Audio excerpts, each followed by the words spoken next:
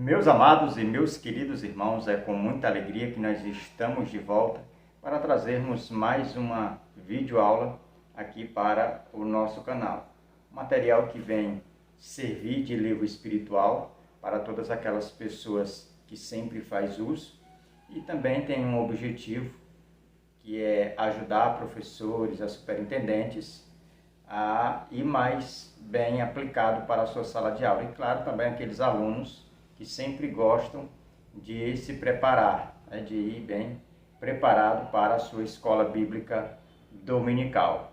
Antes de iniciarmos aqui alguma coisa com relação ao tema da nossa lição, que é a chamada para a obra, lição de número 5, com base aí no capítulo 10 e capítulo 11 do Evangelho de Mateus, nós queremos agradecer a todos os nossos cooperadores, todos os nossos irmãos e irmãs que sempre têm divulgado este canal, divulgado estas videoaulas e tem feito assim com que a gente chegue mais longe, a gente tenha alcançado um maior público e isso para a glória de Deus. Queremos dizer também aos irmãos que nós criamos um grupo recém-criado aqui no WhatsApp, deixando aqui o link aqui na descrição desse vídeo.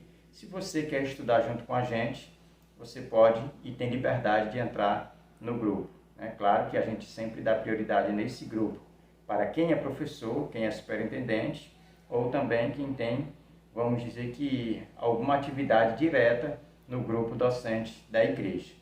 E lembrando que esse grupo também ele é aberto apenas para quem faz uso da revista da PEC. Então, os irmãos, as irmãs que fazem uso de um outro material, de uma outra editora, que não seja da PEC, ou que não seja esse material sobre o estudo do livro de Mateus, é bom que abrir espaço para quem faz realmente parte que faz o uso da nossa revista, porque assim ajuda. Porque a gente acredita que não adianta ter muita gente no grupo e não ter aquela interação, as pessoas estão lá e às vezes não tem nada para somar, nada para contribuir. Então é sempre bom estar ali professores, pessoas que podem ajudar quando surgir ali algum questionamento, alguma dúvida.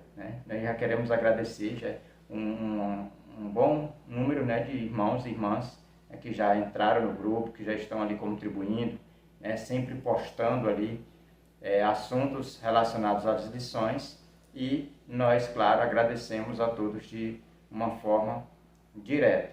Queremos também agradecer aos irmãos que sempre têm contribuído com esse canal do estado de São Paulo, de Manaus, no Pará e em tantos outros estados, Macapá. E essas igrejas elas são abençoadas porque a gente vê nesses irmãos que eles amam o que fazem, amam a escola bíblica dominical. Então, a escola bíblica dominical é para quem ama a palavra de Deus, é para quem ama o ensino, é para quem ama a aprendizagem, é para quem entende o que é realmente ser um discípulo. Então, a lição de hoje, o tema, a chamada para a obra, essa lição ela é com base aqui, como já falei, no capítulo 10 e 11 de Mateus, e o capítulo 10 de Mateus é o capítulo onde nós conhecemos ele como o capítulo da chamada, onde Jesus ele vai chamar os discípulos, ou formar o grupo seleto dos 12, os 12 apóstolos ou 12 discípulos, 12 seguidores, e a gente vai ver que esse capítulo ele é mais conhecido devido nele está registrado a chamada de todos os apóstolos, de todos os discípulos, e a gente percebe que esse capítulo ele é conhecido também como o capítulo do Vinde e do Ide, porque Jesus vai chamar, vai formar o grupo e vai enviar esse grupo já para uma missão. Eles já vão sair, e a gente vai aprender isso no decorrer da nossa lição, eles já vão sair com essa missão sobre sua responsabilidade, de anunciar o reino dos céus. E claro, fazendo os mesmos milagres que Jesus fizera no capítulo 8 e 9, que foi assunto da lição passada, que foi curar enfermos, que foi fazer com que pessoas que viviam a vida toda em cima de uma maca, essa pessoa voltar a ter esperança, né? Voltar a andar. Então a gente vai ver que esses milagres, esses apóstolos, eles vão carregar, porque na verdade a palavra apóstolo é enviado. E esse que é enviado, ele está sobre ele a autoridade daquele que o envia. Então quando nós dizemos que os apóstolos, eles foram enviados por Cristo, a mesma autoridade que Cristo tem, ele agora passa para a vida dos apóstolos. Então os apóstolos, eles foram chamados pelo próprio Cristo, né, que essa é uma marca, de ser chamado pelo próprio Cristo, e tem a autoridade que Cristo os credenciou.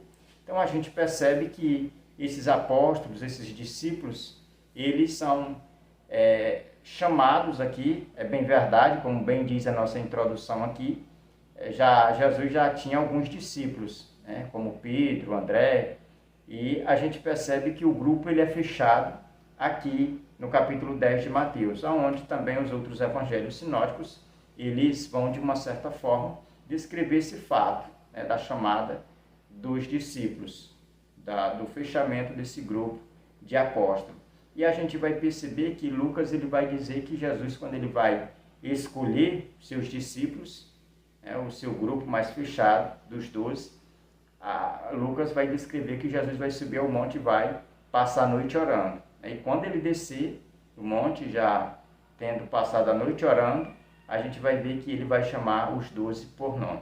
Então a gente precisa entender que o ministério de Cristo ele foi bem sucedido porque todas as coisas que Jesus ia fazer era com oração. A gente percebe que Jesus ele ministrava, né, a essência do que ele vivia. Então os discípulos aqui eles vão ser, nessa primeira missão que eles vão ser encarregados, eles vão ser bem-sucedidos, vão sair alegres e voltar também alegres, porque eles vão entender o que é ser um discípulo, o que é ser enviado em nome de Jesus. E a gente vai aprender isso nessa lição de hoje. Então, não deixe de levar isso para a sua classe, destacar isso diante da sua classe, para que os seus alunos entendam que a questão do discípulo, ele tem que se parecer com o seu mestre. Em que? Em autoridade. É por isso que Jesus lá atrás, né, na lição de número 3, a gente viu que Jesus disse que a justiça dos seus discípulos, né, dos seus seguidores, tinha que exceder dos escribas e dos fariseus. É nesse sentido, é porque Jesus ele tem autoridade, os seus discípulos também precisam ter essa autoridade. E é isso que nós precisamos colocar diante da nossa classe, diante da nossa sala de aula. Que os seguidores de Jesus, eles têm autoridade de Cristo, para pregar o Evangelho, o reino dos céus, para anunciar. E a gente vai ver que as instruções que Jesus vai apresentar aqui, elas ainda têm a mesma valia para os dias de hoje. É pena que às vezes a gente olha para muitas comunidades que se diz evangélicos, muitos grupos que carregam o nome de Deus, diz que está pregando o verdadeiro evangelho, mas na verdade quando a gente põe na balança com essas instruções aqui que Cristo coloca aqui no capítulo 10, a gente vê que eles estão fora.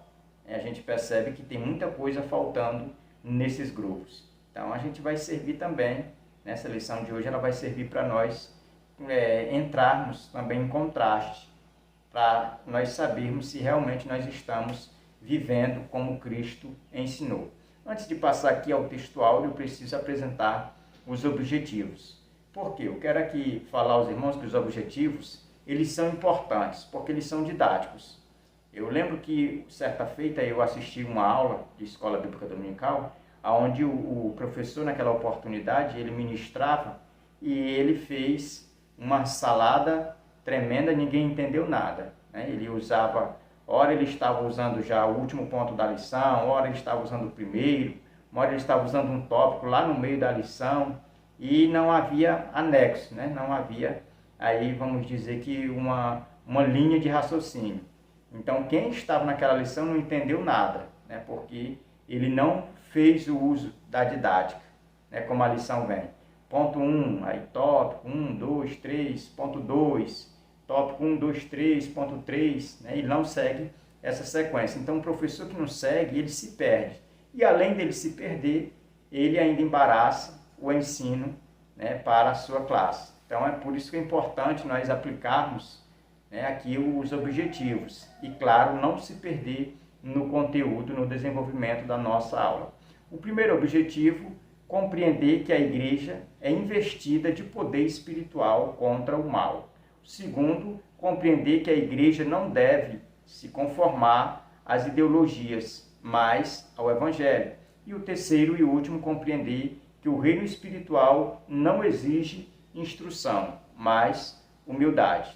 Aqui é onde a gente vai ver que os discípulos de Cristo, eles eram humildes. E as pessoas que são orgulhosas intelectualmente, às vezes elas são privadas, né, de alcançar a salvação, de desfrutar da salvação em Cristo, de abrir os braços e o coração para o Evangelho, por causa desse orgulho intelectual, porque julga saber demais, saber muita coisa, mas é uma sabedoria, um conhecimento, vamos dizer que limitado, terreno, né? Então não tem como entender as coisas espirituais. E para entender tem que demonstrar uma lição de humildade. É isso que a gente precisa deixar bem claro diante da nossa classe.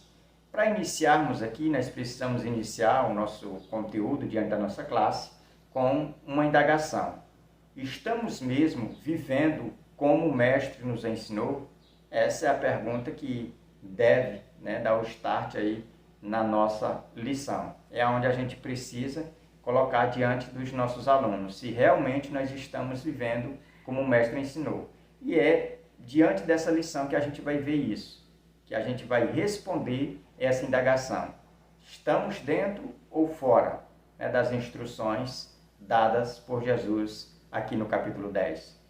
Uma outra pergunta que a gente também precisa apresentar é como ser um discípulo em todos os lugares, ensinando o Evangelho com autoridade e cautela, a fim de resistirmos ao mal.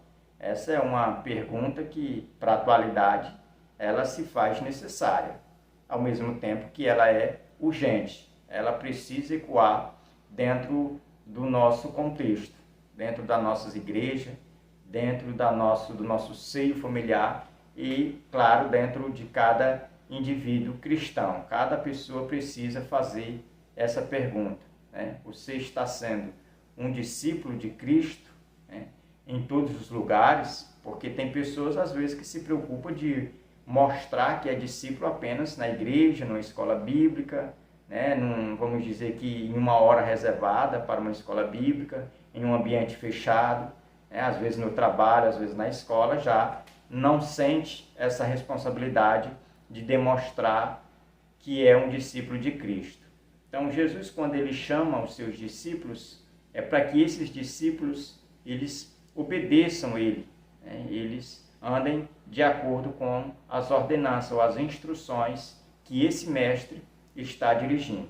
Porque na época em que Jesus falou isso, há mais de 2000 anos atrás, na cultura judaica, a gente precisa entender que lá uma criança, né, aos 5 anos de idade, ele começa a aprender acerca das leis, né, que é o Antigo Testamento, né, que é os profetas, os salmos e o Pentateuco.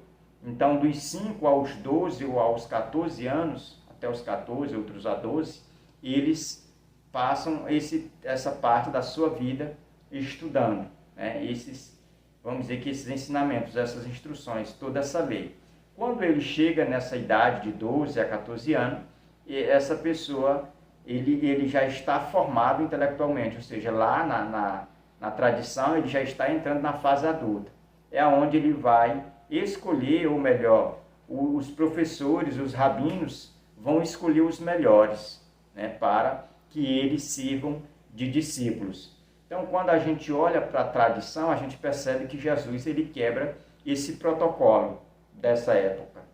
Porque Jesus ele não vai chamar aqui para ser seus discípulos os melhores, os mais intelectuais, os que mais sabem, né, acerca da lei de Deus ou da lei mosaica. Não, mas Jesus vai chamar pessoas imperfeitas, ele vai chamar galileus que era tido como analfabetos, pessoas que estavam longe, né, da cultura elevada da época, mas Jesus chama pessoas assim, às vezes até mesmo fragilizadas, às vezes até mesmo discriminadas, ou até mesmo pessoas que não tinham um entendimento, vamos dizer que tão elevado, mas Jesus os chama para que o seu poder, a sua autoridade se aperfeiçoasse na fraqueza dessa pessoa, para que essa pessoa mais tarde ela não viesse a bater no peito e achar que a obra estava andando por causa dela.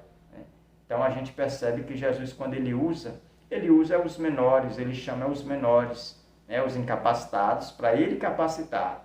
É tão verdade isso que estou a falar aqui.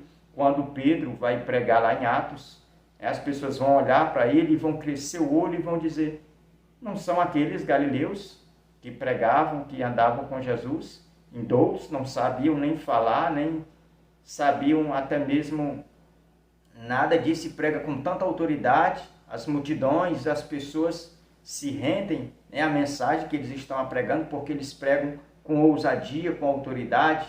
Que é isso? É Cristo manifestando-se ou usando a vida do discípulo para a propagação do Evangelho, do reino dos céus. Então a gente vê isso acontecendo de uma forma, vamos dizer que autêntica, na vida aí dos apóstolos. Então eu quero apresentar o nosso textual, Mateus 10, verso 1, que diz: tendo chamado os seus 12 discípulos, deu-lhe Jesus autoridade sobre espíritos imundos para o expelir e para curar toda sorte de doenças e enfermidades. Se os irmãos observarem bem o nosso textual aqui, ele traz para nós informações da lição passada. O que Jesus fez?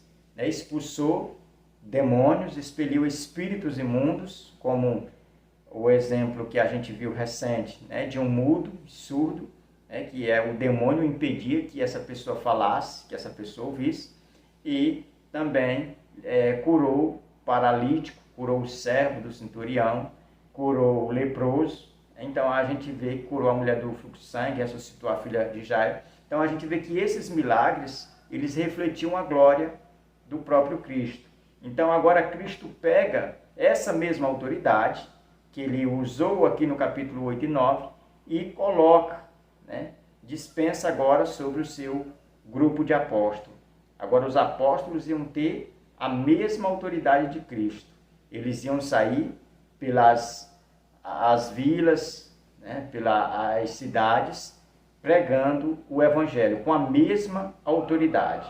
Aonde ele chegasse, que tivesse alguém oprimido com o espírito imundo, eles tinham autoridade de repreender no nome de Jesus. E algo aconteceu, um milagre aconteceu, porque eles estavam revestidos com a autoridade de Cristo. Eles não estavam com base no mérito deles, de algo que eles tinham da sua essência, mas era sustentado na justiça de Cristo, era no poder de Cristo. A nossa verdade prática, eu preciso que você acompanhe comigo, diz: o Senhor chama trabalhadores para a sua obra e lhes dá autoridade, conhecimento e refrigério para suportar o trabalho e as cargas do caminho. Então aqui a nossa verdade prática, ela fala sobre a questão dos trabalhadores da seara. É onde esses trabalhadores, eles são revestidos de autoridade, de conhecimento e ao mesmo tempo de um refrigério, porque essa obra, ela é espinhosa, essa obra, ela não é fácil, essa obra, ela tem dificuldades, ela vai ter, vamos dizer que tempestades, ventos contrários, mas esse mesmo poder, essa mesma autoridade que alguém que está nesta obra recebe da parte de Cristo, recebe a autoridade, recebe o conhecimento, recebe também o refrigério, um descanso, um alento, um ânimo, porque a caminhada, ela tem espinhos, tem pedras, tem tantas coisas, às vezes, que dá vontade de desistir. Mas quando a pessoa entende que é um discípulo de Cristo, ela entende que ela depende de Cristo em tudo. Até no momento de dificuldade, vamos dizer que o refrigério chega, não da parte de si, mas da parte do próprio Deus. É porque Deus também cuida, tanto daqueles que vão ouvir, como daqueles que vão pregar. Então a gente vai ver que vai ter, né, recompensa também para quem é trabalhador nesta seara. Então não há motivo para nós andarmos, né, cabisbaixo, andarmos, quem sabe, sem ânimo, sem alento.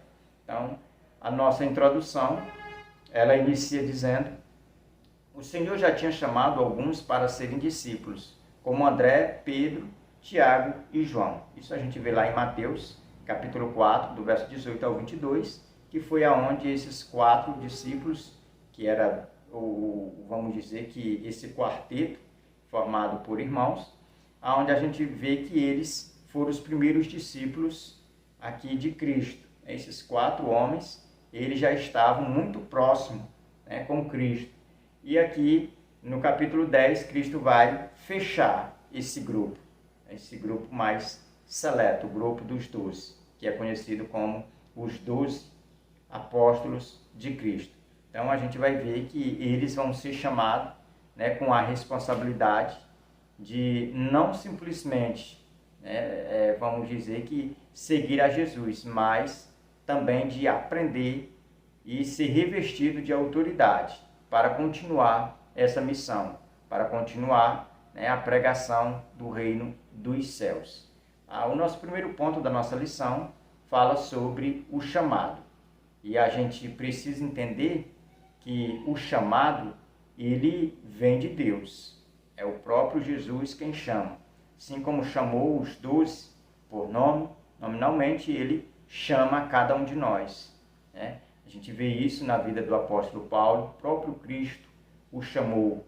Seja, às vezes, a gente precisa também compreender, ter uma compreensão de que o chamado de todo mundo não vai ser igual. Vai ter um em situações diferentes, em casos diferentes, mas essa chamada, ela está aberta a todos. O convite que a gente vai estudar aqui no último ponto, de Mateus 11, 28, onde Cristo diz: vinde a mim, a gente vê que é um convite universal, né? Não faz distinção de grupo, de raça, né? De, vamos dizer que espaço geográfico, mas é para todos. Então essa chamada, ela acontece na vida de todos. E aqui no primeiro tópico a gente vai ver essa chamada acontecendo na vida dos discípulos. O texto base é o versículo 1, que diz: tendo chamado seus 12 discípulos, deu-lhes autoridade sobre espíritos imundos para os expelir, para curar toda sorte de doenças e enfermidades. Então aqui a gente vê que esse chamado é um chamado para ser discípulo. Mas aí é onde pode surgir também um questionamento. O que é discípulo? O nosso comentarista aqui, ele responde no primeiro parágrafo.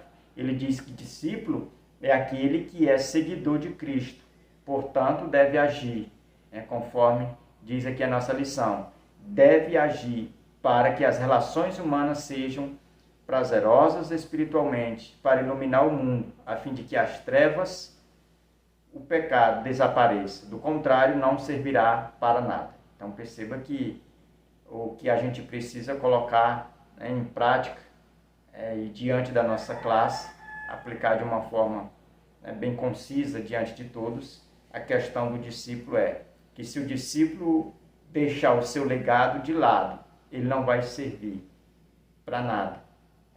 É o que Jesus falou no Sermão do Monte, que quando o sal ele perde o sabor, ele não serve para nada, a não ser para ser pisados pelos homens. Então, o discípulo de Cristo, quando ele perde a autoridade que está sobre os seus ombros de pregar, de curar no nome de Jesus, de libertar no nome de Jesus, quando ele perde essa essência, ele não serve mais para nada.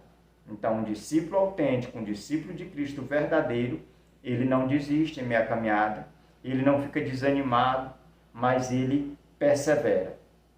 Embora as circunstâncias o obriguem a ele parar, mas ele continua, ele dá mais um passo, porque ele entende que ele é discípulo, e discípulo, ele pode, às vezes, até desanimar, mas o refrigério também vem da parte do Senhor, para dar alento, para fazer ele prosseguir, para fazer ele perseverar. Então, nós, como discípulos da atualidade, nós precisamos entender que nós precisamos sempre preservar a autoridade de Cristo sobre nós. Porque hoje é papel da igreja continuar a pregação do Evangelho, o ensinamento do Evangelho, libertação, cura, tudo com relação ao ministério de Cristo, é a igreja que vai fazer no nome de Jesus. E a gente precisa sair de uma lição dessa, como essa, bem abastecido com relação a este assunto. Então, a gente marcou aqui também, ainda nesse primeiro tópico, falando a questão dos discípulos, ou melhor, dos princípios que os discípulos eles deviam estar bem alinhados. Porque, conforme aqui diz o nosso comentarista, Jesus ele entrega nas mãos, ou sobre os discípulos, poder e autoridade. E esse poder e essa autoridade, ela só tinha uma finalidade. Era para que o reino dos céus, o Evangelho, a dinâmica do Evangelho de Mateus, que é sempre o reino dos céus, chegasse mais adiante, chegasse nas cidades e posteriormente depois chegasse nos gentios. Mas isso por intermédio desses instrumentos. Que instrumentos eram esses? Os discípulos. É isso que esse tópico deixa bem claro para nós. Que o reino dos céus, ele tem uma autoridade. E que autoridade é essa? Jesus. Jesus é a autoridade maior do reino dos céus. Ele como rei desse reino, nós como súdito e ao mesmo tempo como discípulos, nós precisamos entender que a autoridade suprema é o próprio Jesus. Só que Cristo pega essa autoridade e coloca sobre a igreja, que é essa organização que vai entrar no mundo com essa mensagem do reino dos céus, que vai impregnar a dinâmica do reino dos céus nas vidas, naquelas pessoas que outrora eram oprimidas por Satanás e pelo poder do pecado. Então a gente precisa entender que a autoridade que Cristo dispensa sobre a igreja é para ser usado para a propagação do Evangelho, do reino dos céus. E quem vai fazer isso? Os discípulos. Quem é a igreja? Sou eu e você. Então a gente precisa já deixar isso bem claro, que nós, enquanto aqui vivermos, nós temos essa responsabilidade de sermos discípulos de Cristo. O segundo tópico, escolha dos apóstolos. Nesse segundo tópico aqui, a gente vai ver que Mateus ele vai mencionar apenas os 12, a escolha ou o fechamento do grupo dos 12. Mas quando nós lemos Lucas, nós vamos ver que Lucas, ele, além de registrar a questão dos 12, a chamada dos 12, e o envio dos 12, ele também vai comunicar, ele também vai colocar a questão dos 72, que é enviado de 2 em 2, que é a comitiva, que vai andar pelas ruas das cidades da Judéia e até mesmo da Galiléia, pregando o Evangelho em nome de Cristo. Então a gente precisa entender que Mateus aqui, ele, como Marcos, como Lucas, ele vai usar a lista dos 12 apóstolos. E o interessante é que tanto em Mateus como em Marcos, como em Lucas, nos evangelhos sinóticos, essa lista ela vai sempre iniciar com Pedro e sempre vai terminar com Judas Iscariote. Essa é vamos dizer que o ponto comum que a gente vai ver nesses 3 evangelhos aqui, que são considerados evangelhos sinóticos por causa da semelhança. Mas essa lista ela vai sempre iniciar com Pedro e vai terminar com Judas Iscariote.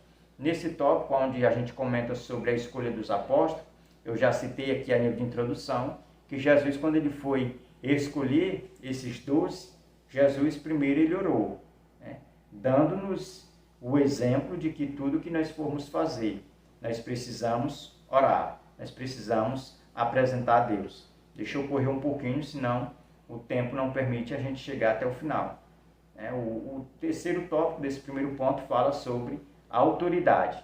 Aqui a gente precisa entender que a autoridade aqui de Jesus, ao chamar os 12, ele automaticamente já dispensa essa autoridade sobre eles, para que eles vão expulsar demônios, que eles vão curar, que eles vão curar todas as doenças, né? Seja qual sorte de doença for ou enfermidade, essas pessoas vão ser curadas, libertas em o nome de Jesus, por causa dessa autoridade. E essa mesma autoridade que Jesus dispensa sobre os 12, ele dispensa também sobre os 72, conforme Lucas capítulo 10. Então a gente precisa entender que a autoridade de Cristo, ela não tinha, vamos dizer que esse poder só no passado, ou só na igreja primitiva. Não, esse mesmo poder, ele ainda está disponível à igreja, aos discípulos. E por que nós não vemos mais com muita frequência, né, pessoas sendo libertas, pessoas sendo curadas? É porque o problema está em quem é portador dessa autoridade. Quem é? Os discípulos. Os discípulos, eles não estão executando, né, o seu papel ou levando a sério essa questão de ser discípulo de Cristo. Então, não estão buscando. Às vezes falta oração. E o interessante é que muitas pessoas podem até alegar em dizer que os milagres não estão acontecendo com muita frequência por falta de fé das pessoas que querem receber. Mas na lição passada nós aprendemos que houve casos em que a pessoa que recebeu o milagre não tinha fé, mas outros casos tinha, como os endemoniados de Gadareno. A gente percebe que nenhum dos dois ali tinha fé, ou quem sabe demonstrou a fé naquele ato da cura, porque eles estavam possessos dia e noite. Mas ali se manifestou, vamos dizer, que a grandeza de Deus, as misericórdias, a graça de Deus a favor deles. Já em outros casos, como a mulher do fluxo de sangue, precisou de fé.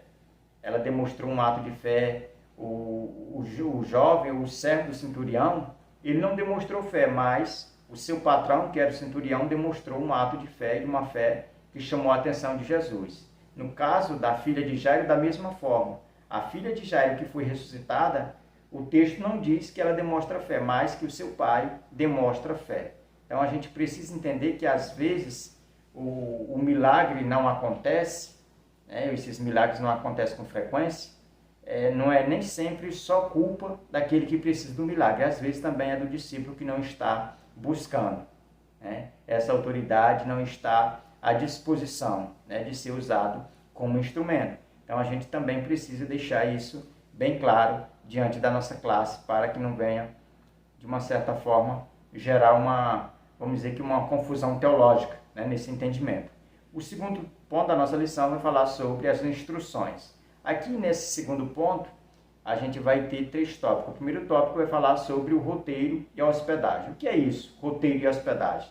Aqui é onde Cristo ele vai tratar, no versículo 5, sobre o roteiro que esses 12 iam fazer, o percurso que eles iam fazer. Qual é esse roteiro que Cristo instrui aos seus discípulos? O roteiro é que eles procurassem as ovelhas perdidas da casa de Israel. Mas o interessante é que Cristo está dizendo a eles, para eles não irem diretamente aos gentios e aos samaritanos, mas no caminho, eles indo procurar as vilas, as sinagogas dos judeus, das ovelhas perdidas da casa de Israel, e encontrasse no caminho alguém que era gentio ou alguém que era samaritano, podia pregar, podia curar também, podia profetizar ali a cura e fazer ali o que ele foi instruído para fazer, anunciar o reino dos céus. Então a gente precisa entender que o roteiro era esse, era a prioridade naquele momento, era as ovelhas perdidas da casa de Israel. Mais tarde é que vai dar aí lugar para os samaritanos e também para os gentios, mas naquele momento eram as ovelhas perdidas de Israel, para que se cumprisse as Escrituras. Segundo, a questão da hospedagem. Aqui nesse ponto, nessa segunda parte desse tópico, a gente vai entender que quando se trata de hospedagem, há vamos dizer que uma ponte de ligação entre o roteiro e essa hospedagem. Por quê? Porque entre o roteiro e a hospedagem, há aquela questão que vai confrontar muito hoje as mensagens que estão na atualidade. É onde entra pregadores, entra cantores, pastores, às vezes que cobra, né, para anunciar o Evangelho, e um valor que a gente percebe que não precisa cobrar aquilo tudo. Então a gente vai ver que aonde Jesus vai instruir os seus verdadeiros discípulos a como de graça receber, o de graça também dar. Ou seja, não usar de mercado para com o Evangelho, né, para com a palavra de Deus. Né, não tratar como uma mercadoria, mas levar como o Evangelho para libertar, para a salvação da alma. E é onde a gente vai ver que esses dias, né, vai ser confrontado. É onde a gente vai servir, né, essa palavra vai servir para nós de espelho, para ver se realmente nós estamos, né, sendo, né, verdadeiros discípulos, ou apenas, vamos dizer que simpatizantes do Evangelho e andando por outra vereda. Então a gente percebe que entre o roteiro e a hospedagem há esse ponto que também precisa ser destacado, que não podemos, né, estipular preço, cobrar para pregar o Evangelho. O Evangelho tem que ser pregado de graça. Por quê? Ninguém é portador do Evangelho. A gente precisa entender isso. Ninguém tem uma portabilidade de dizer, não, o Evangelho pertence só à denominação X, à denominação Y. Não. O Evangelho, ele é de Cristo e ele veio de graça, a favor da humanidade, e tem que ser pregado e divulgado também de graça. Então, aqui a gente já percebe que confronta, né, de uma forma direta muita coisa que está acontecendo nos nossos dias na atualidade. A questão da hospedagem aqui é interessante, aonde Jesus vai instruir os seus apóstolos a chegar em uma casa, a se hospedar e não fazer nenhuma exigência. E aqui a gente precisa entender que existe hoje muitos pregadores, muitos que se dizem evangelistas, missionários, que são muito folgados. Às vezes a igreja recebe, hospeda essa pessoa reclama de tudo, reclama da comida, reclama da cama, reclama do banho, reclama de tudo. Ou seja, é uma evidência de que não é discípulo de Cristo e de que está fora dessa instrução de Cristo. Então, quando se trata de hospedagem, essa pessoa ela não pode fazer exigência nenhuma. Essa pessoa ela tem que dar o exemplo de Cristo, entender de que ela não está ali por mérito próprio, de que ela não tem que ser, ou quem sabe, ocupar uma posição ali elevada, né? Mas tem que mostrar a questão da humildade. Quando nós olhamos para a vida do apóstolo Paulo, ele dá um exemplo nesse ponto, nessa área. Então a gente precisa também entender que um discípulo de Cristo ele não tem por que botar o pé na parede e fazer exigência. Ah, vou pregar em tal lugar só por valor X. Ah, só em um hotel 5 estrelas. Ah, na casa de pessoas eu não fico, né? Então a gente percebe que essas pessoas que têm, né, esse ensinamento ou que difunde essa ideologia, está fora aqui de Mateus, né? Já não é um discípulo capacitado. Segundo tópico, alertas e estímulos. Aqui nesse ponto, a gente vai ver dois assuntos. Questão das alertas. Aqui o texto inicia dizendo que o Senhor preveniu os seus enviados de que iriam para o meio de lobos e por isso fossem prudentes e simples. Então a gente precisa entender que Jesus, quando ele envia, né, os seus apóstolos, os seus discípulos, dizendo para eles que eles iam como ovelhas, né? Iam ser perseguidos, iam sofrer retaliações, iam, de uma certa forma, caminhar entre os espinhos. E o pior que a gente, olhando para a atualidade, para a igreja contemporânea, a gente precisa entender que os pregadores hoje eles são formados vamos dizer que uma determinada ideologia de que eles não passam por dificuldade, de que não pode passar por dificuldade, não pode, vamos dizer que receber uma crítica, né? Porque aí eles já acham que foram, né, de uma certa forma, desprezados. Então, quando a gente olha para esse tópico aqui, a gente entende que os pregadores, os discípulos, os apóstolos de Cristo aqui, eles vão já alertados de que não vai ser fácil. Pode ser leve, mas não vai ser fácil. Vamos agora falar um pouquinho sobre os estímulos. Quando se trata dos estímulos aqui, a gente precisa entender que esses discípulos ou apóstolos, eles iam ser levados a prisões, eles iam ser levados diante das autoridades judaicas e autoridades também gentias. Mas uma coisa era certa, para eles irem de cabeça fria, sem se preocupar com nada, nem mesmo com o que se falar ou se defender, porque era o Espírito Santo que ia falar através deles, ou seja, era o próprio Deus que ia ser a defesa deles. Então a gente precisa entender que o estímulo para nós cristãos, que queremos ser e andar conforme a Bíblia diz, como discípulo de Cristo, é entender que nós não temos que ter voz, mas nós precisamos deixar Deus falar através de nós, Deus ir em nossa defesa e não tomarmos o lugar de Deus. Então essa lição, ela é uma lição oportuna, porque esclarece muitas dúvidas, tira muita coisa errada que a gente vê na atualidade, confronta muitos erros que é impregnado e às vezes a gente deixa descer de goela abaixo, porque às vezes é pregado ou ensinado fora do contexto. Mas aqui essa lição ela veio para esclarecer, veio em boa hora. Vamos passar para o próximo tópico, o terceiro tópico, que vai falar sobre as recompensas. Nesse tópico a gente vai ver que para quem é pregador ou para quem é ouvinte, tem recompensa. Que recompensa? Garladão.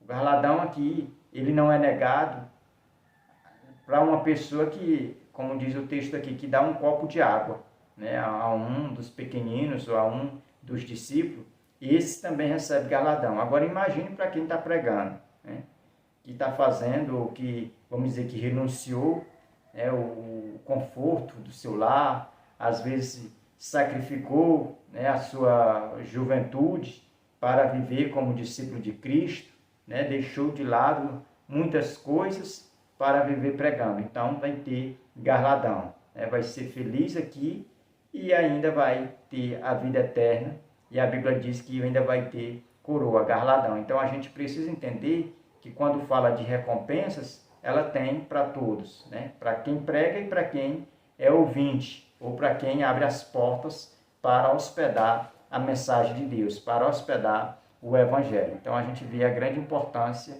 de nós atentarmos para o que diz a palavra de Deus. Vamos passar agora para o ponto 3 da nossa lição, que já é com base no capítulo de número 11. Esses dois pontos foi com o capítulo 10, agora o capítulo 11. E o primeiro tópico aqui, o primeiro ponto, o ponto diz: vinde a mim cansados e oprimidos. E o primeiro tópico, as cidades impenitentes. Aqui nesse tópico a gente vai ver que Cristo ele vai falar sobre as cidades, que foram ali ou tiveram oportunidade de receber o Evangelho e nelas ser realizado grandes obras miraculosas, onde Cristo executou ali obras e autoridades do reino dos céus. E aonde Jesus vai dizer: ai de ti, Corazim, ai de ti, Betsaida, porque se em Tiro e em Sidom tivesse feito, operado esses milagres que em vós foi feito, elas teriam sido aí, ou se arrependido. É Cristo olhando para o contexto da cidade de Corazim e de Betsaida, que na verdade eram regiões também, e abrangia muitas cidadelas ali próximas, muitas vilas, e a gente percebe que essas duas regiões, Corazim e Betsaida, elas não recepcionaram o Evangelho ou as obras miraculosas de Cristo como era para ter hospedado. Mas, se essas obras que foi realizado lá, Jesus diz, se fosse em Tiro e em Sidom, eles já teriam se arrependido há muito tempo. Eles teriam sido, vamos dizer que convertidos em massa, assim como foi em Nínive quando Jonas foi pregar lá. É isso que Jesus estava dizendo à cidade de Corazim e à cidade de Betsaida aqui nesse tópico. O segundo tópico, aqui a gente precisa falar sobre revelastes aos pequeninos. Nesse segundo tópico aqui a gente precisa entender que o Evangelho é parte do princípio da revelação de Deus. Muitas pessoas, às vezes, batem no peito, já vimos pessoas assim, que batem no peito, que são orgulhosas intelectualmente e acham que são salvas porque foram em busca, né, da mensagem, porque se dedicaram. E, na verdade, essa é o evangelho, ele chega na nossa vida, seja por mensagem pregada, mensagem, quem sabe, através de rádio, de televisão, de internet, mas é uma revelação de Deus, é Deus quem se revela a nós. Ou seja, é o próprio Deus que se encarrega de revelar a nossa consciência de que nós somos pecadores e que nós precisamos nos arrepender. Então, quando as pessoas elas se julgam muito orgulhosas intelectualmente, essas pessoas elas estão demonstrando que são incapazes, né, de absorverem vamos dizer que a mensagem do reino dos céus, a mensagem do evangelho. Então, os sábios, né, que não se tornam humildes, eles não terão a verdadeira sabedoria, que é a sabedoria que Tiago fala lá na sua carta, que é a sabedoria vinda de Deus. Eles vão sempre permanecer, né, apenas no conhecimento de coisas terrenas, aqui de baixo. E as coisas celestiais, espirituais, nunca vão ser reveladas nas suas vidas, porque são pessoas que se julgam sábias, pessoas que se fecham para o que vem de Deus, porque confia no seu conhecimento e na sua sabedoria terrena. O último tópico da nossa lição fala sobre Mateus, versículo 28, 11 e 28, que é o convite aí de Cristo. Mateus 11, 28, que diz: Vinde a mim todos os que estáis cansados e sobrecarregados, e eu vos aliviarei. Esse convite aqui é um convite geral, né? Não é um convite seleto a um grupo, ou quem sabe a uma região, não, mas é a todos, é todo o universo, todas as pessoas em todos os tempos, elas têm que atentar para esse convite. O convite é para os cansados e oprimidos.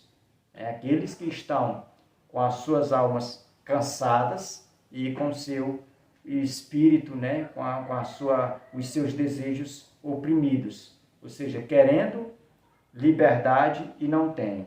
Então Cristo, ele diz: Vinde a mim todos os que estáis cansados, né, e oprimidos, e eu vos aliviarei. E aqui é onde entra essa questão de Cristo dar o alívio, né, para aquele que aceita a mensagem do Evangelho. E é onde a gente precisa dizer aos irmãos que há uma grande diferença, uma extensa diferença entre alívio e a questão de facilidade. Muita gente às vezes entra no Evangelho e diz: não, o Evangelho, depois que eu entrei, a coisa piorou, né? A coisa ficou mais dura, as portas se fecharam, né? Na verdade, Cristo ele nunca prometeu, né, facilidade. O que ele promete é alívio. Então a gente precisa fazer diferença desses dois termos, o que é alívio e o que é facilidade.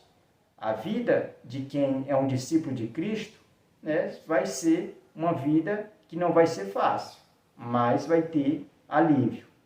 Nós vamos receber o refrigério da parte de Deus.